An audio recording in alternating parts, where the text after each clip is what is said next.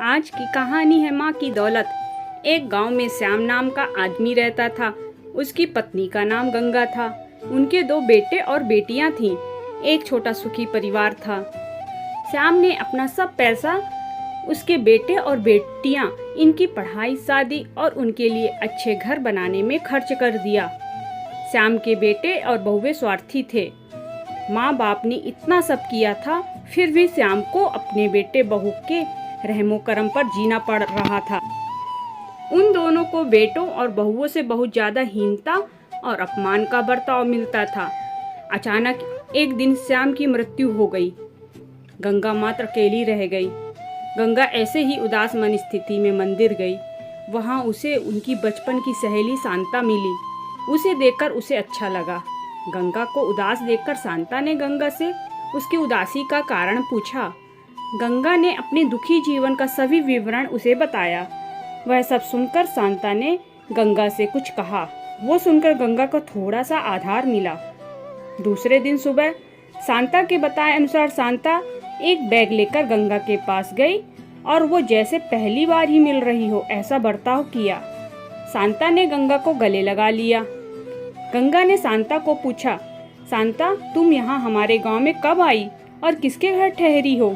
गंगा के दोनों बहू गंगा की आवाज सुनकर तुरंत अंदर से बाहर आई। उन दोनों को देखकर शांता बोली, अरे मैं दूसरे घर पर कहाँ रहूं? हम दोनों मौसेरी बहनें हैं तो सगी बहनों से ज्यादा हमारा रिश्ता अटूट है। मुझे जिया जी गुजर गए मालूम पड़ा, इसलिए मैं तुमसे मिलने के लिए और भेंट देने के लिए आई हूँ। पहले दिन तय किए अनुसार गंगा बोली, शांता तुम मुझे मिलने के लिए आई, यह सुनकर बहुत अच्छा लगा, पर तुम मुझे भेंट देने के लिए कुछ लाई हो, उसका अर्थ मुझे कुछ समझ में नहीं आया। शांता जानबूझकर रोने का सुर निकालकर बोली, अरे गंगा, मुझे पता है कि आप दोनों ने तुम्हारा सभी पैसा बेटे बेटी की पढ़ाई, शादी और उनके लिए अच्छा घर बनाने के लिए खर्च कर डाले। आप दोनों ने खुद के लिए कुछ भी नहीं रखा। यह सब ठीक है क्योंकि आपके बेटे और बहुएं सभी अच्छे हैं, इसलिए वह तुमसे प्यार से बर्ताव करते हैं, तुम्हें अच्छे से संभालते हैं, इसका मुझे पूरा भरोसा है। लेकिन हमारे यहाँ पर सब उल्टा है। हमारी आर्थिक परिस्थिति अच्छी होकर भी बेटे पढ़े नहीं, इस वजह से वह कोई भी उद्योग धंधा करते नहीं हैं। उनको सिर्फ बैठकर खाना आता है।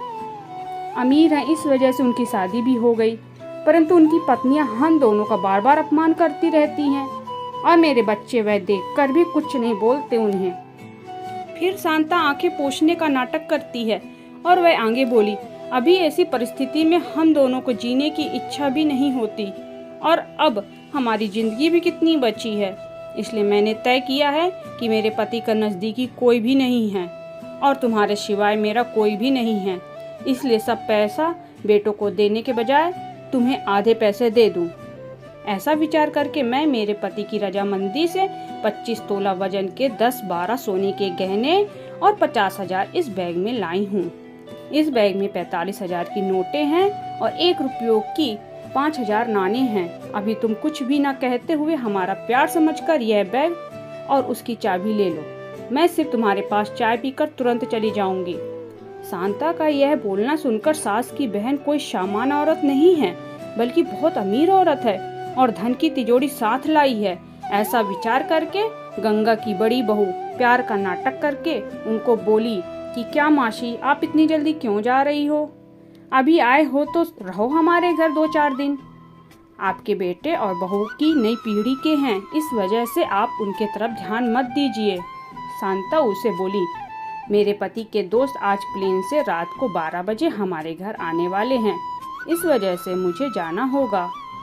शांता के जाने के बाद गंगा के दोनों बेटे और बहुएं उससे बहुत अच्छा बर्ताव करने लगे, बहुत प्यार और देखभाल करने लगे।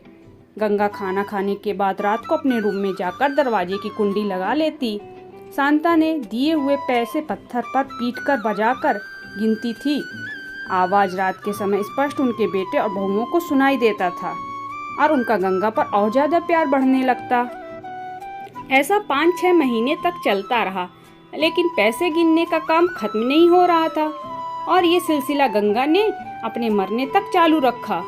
गंगा के आखिरी 6 साल खुशियों में बीते, परंतु एक दिन अचानक गंगा की मृत्यु हो गई।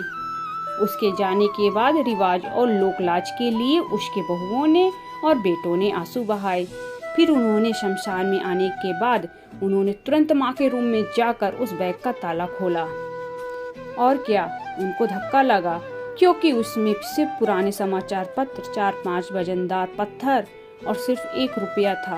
वो रुपया भी पत्थर पर पीटने पर पूरा का पूरा खराब हो गया था। दोस्तों, कहानी पसंद आए तो एक लाइक जरूर करें और चैनल को सब्सक्राइब करना भी ना भूलें। धन्यवाद।